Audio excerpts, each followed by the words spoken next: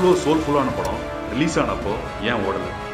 இந்த படத்தோட ஹீரோ மாதவன் தான். ஆனால் மணி சார் ஏதாவது தப்பு பண்ணாரா? மணி சார் கொஸ்டின் பேப்பரையும் கையில் கொடுத்து ஆன்சர் பேப்பரையும் சேர்த்து கொடுத்துட்டாரோ?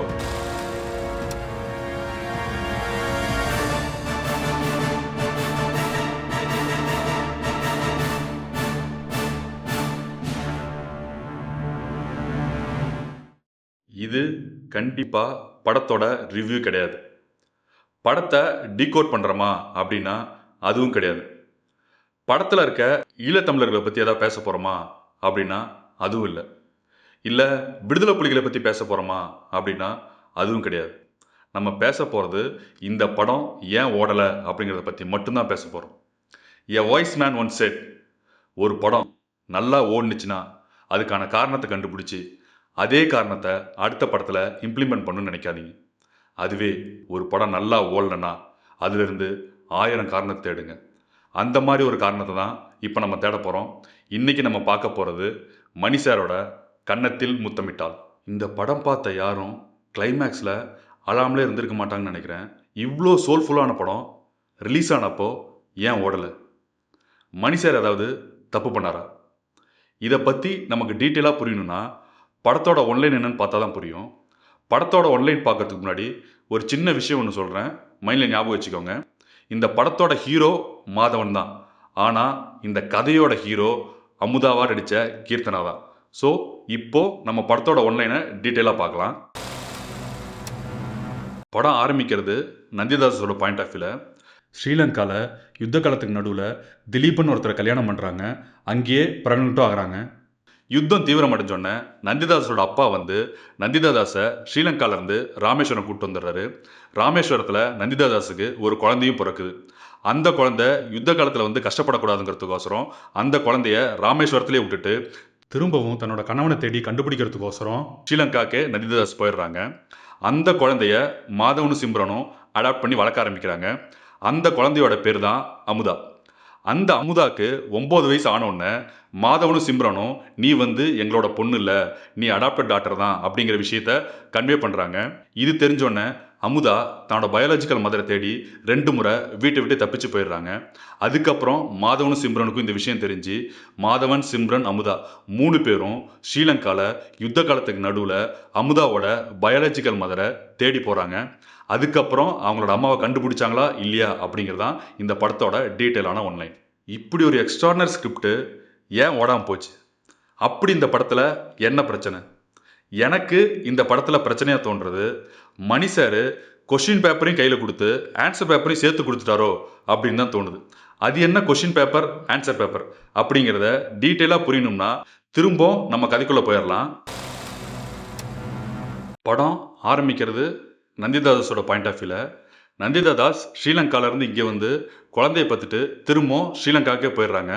அந்த குழந்தைய மாதவனும் சிம்ரனும் தத்தெடுத்து வளர்க்குறாங்க.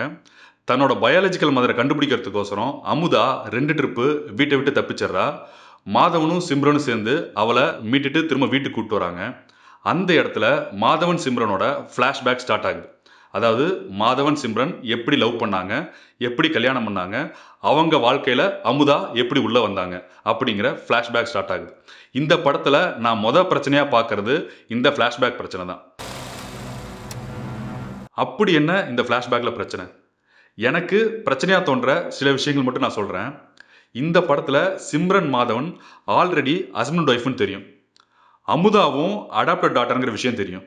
இதுக்கப்புறம் சிம்ரன் மாதவன் எப்படி லவ் பண்ணாங்க, எப்படி கல்யாணம் பண்ணாங்க, அவங்க வாழ்க்கையில் எப்படி அமுதா வந்தா அப்படிங்கிற விஷயத்த கண்டிப்பாக சொல்லணுமா? அப்படியே சொல்கிற மாதிரி இருந்தாலும் இந்த நேரேட்டிவ் வேலை சொல்லியிருக்கணுமா? எனக்கு இதே விஷயத்த வேறொரு ஆர்டரில் சொல்லியிருக்கணும்னு தோணுது. அந்த ஆர்டர் மட்டும் இமேஜினேஷன் பண்ணலாம் வாங்க. இப்போது நான் சொல்கிற இந்த ஆர்டரை இமேஜின் பண்ணி பாருங்கள். ஆல்ரெடி நான் சொன்ன மாதிரி அமுதா தான் கதையோட ஹீரோ. அதனால் படம் நந்திதாஸ் பாயிண்ட் ஆஃப் வியூவில் ஓப்பன் ஆகாமல் அமுதா பாயிண்ட் ஆஃப் வியூவில் ஓப்பன் ஆகிற மாதிரி இமேஜின் பண்ணுங்கள். அதாவது அமுதா தன்னை பற்றி இன்ட்ரோ கொடுக்குற சீக்வன்ஸ் தான் படத்தோட opening scene.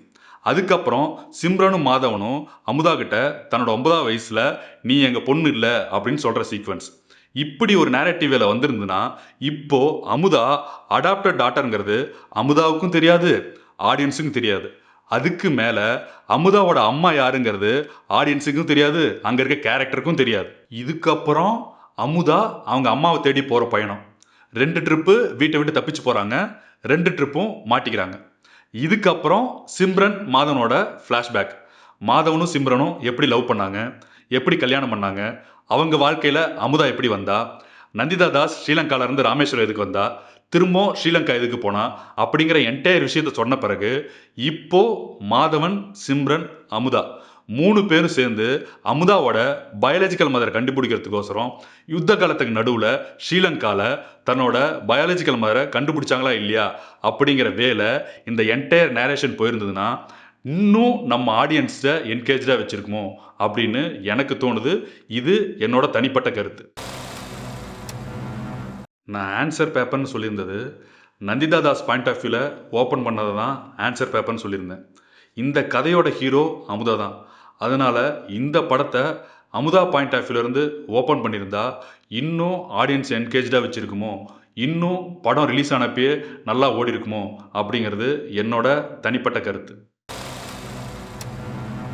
Entire Tamil cinema ஹிஸ்ட்ரியில் எனக்கு பர்சனலாக பிடிச்ச சில படங்களில் கன்னத்தில் முத்தமிட்டாலும் ஒன்று.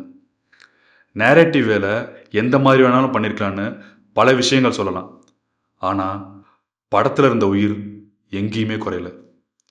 Thank you Mani sir and team for Kannathil Muthamittal.